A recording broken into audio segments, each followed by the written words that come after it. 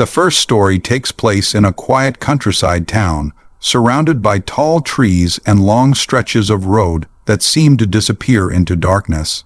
A young couple named Alex and Marie decided to spend their summer vacation camping in a remote forest area known for its beautiful scenery and starry skies.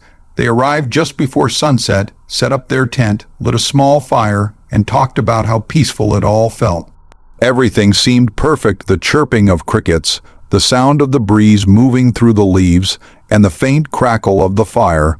But that peace was short-lived. Later that night, while Alex was half asleep inside the tent, he heard what sounded like faint footsteps approaching from the woods. Thinking it might be an animal, he brushed it off, but the sound didn't fade. Instead, it got closer, slow, deliberate steps circling the tent. He quietly nudged Marie awake. The two froze, listening. The steps stopped right outside. They could hear heavy breathing. Alex whispered, asking if someone was there, but there was no response. Just silence. Then suddenly, the sound of something dragging along the tent's side like fingers tracing the fabric. Alex grabbed a flashlight and shined it toward the sound, but when he unzipped the tent, there was no one. The woods looked empty. Still, he couldn't shake off the feeling that someone was out there watching. They tried to go back to sleep, but around 3 a.m., the noise returned, this time accompanied by a low whisper. They couldn't make out what was being said, but it was close, too close. Alex grabbed his car keys, told Marie to get her things, and they made a run for it. When they reached their car, Alex turned the headlights on, and that's when they saw it. Standing at the edge of the woods was a tall figure wearing what looked like a dirty, torn jacket, motionless, staring directly at them. Its face was pale, almost colorless, and its eyes reflected the light like an animal's.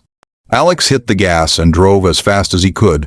The next morning, when they returned with a park ranger, their campsite had been ransacked, tent shredded, belongings scattered, and strange footprints leading deeper into the forest.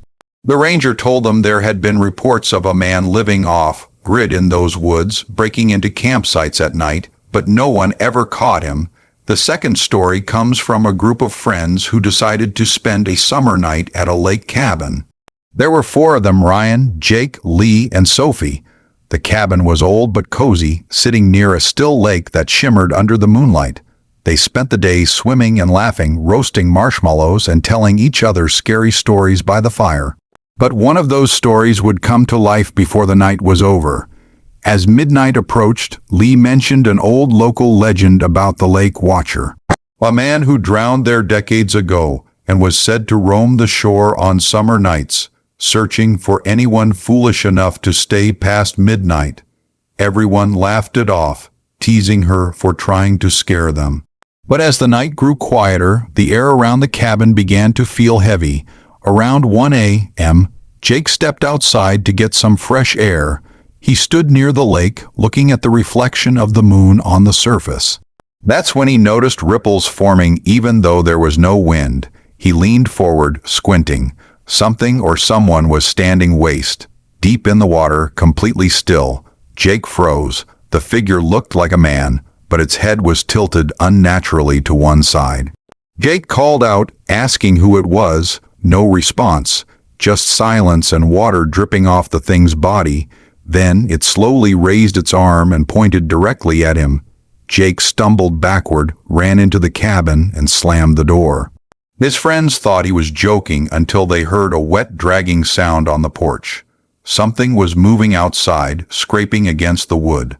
They turned off the lights and stayed quiet. The dragging sound circled the cabin, then stopped near the window. Ryan peeked through the blinds for just a second and wished he hadn't.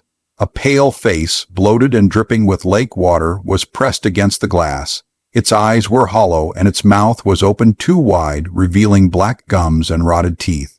He screamed and the face vanished. The group stayed up until sunrise, too afraid to move. When they finally went outside, they saw wet footprints leading from the lake to the window, then disappearing back into the water. Local police found nothing, but old records confirmed that a man had indeed drowned there years ago after his boat capsized. His body was never recovered. The third story takes place in a small rural town where a teenage boy named Eric worked part-time at a gas station. It was a summer night shift, quiet as usual, with barely any customers after midnight. The gas station sat at the edge of a long, empty road surrounded by fields. Eric passed the time by listening to music and scrolling on his phone, but around 2 a.m., something strange happened. The power flickered, then came back on. He brushed it off until he saw the security monitor flicker too, showing a figure standing near pump number 3. At first, he thought it was a customer, but the person wasn't moving. Just standing, head tilted, facing the store. Eric squinted, trying to make out the face, but the camera resolution was too low. After a few minutes, he decided to step outside and ask if they needed help. The summer air was thick and warm, but something felt wrong. The figure was gone. He looked around. The parking lot was empty. Confused, he went back inside. That's when he noticed something chilling. The front glass door had a single handprint smeared across it, long, bony fingers and black dirt. He locked the door and checked the cameras again. The figure was now on the side of the building. No sound, no movement, just standing there, watching the store. Eric tried calling his boss, but there was no signal. A few minutes later, the power went out completely. The store fell into darkness. Eric's heart pounded. He pulled out his phone flashlight and hid behind the counter. Then came the knock, slow, rhythmic, like someone tapping on the glass. He peeked over the counter and saw that same figure inches away from the door. Its face was pale with sunken eyes and a wide, unnatural grin. It pressed its hand against the glass again, leaving another black smear. Eric didn't know what to do. He grabbed the emergency phone behind the counter, and as he dialed 911, he heard the sound of footsteps on the roof. The operator picked up, but before he could say anything, there was a loud crash. Something had fallen or jumped onto the ground outside. When police arrived 20 minutes later, they found Eric trembling inside, still holding the phone. The cameras showed the figure climbing onto the roof, then disappearing into the field behind the gas station. Police searched for hours, but found nothing except strange footprints in the dirt, footprints that looked human but ended abruptly, as if the person had vanished mid-step. Eric quit his job after that night.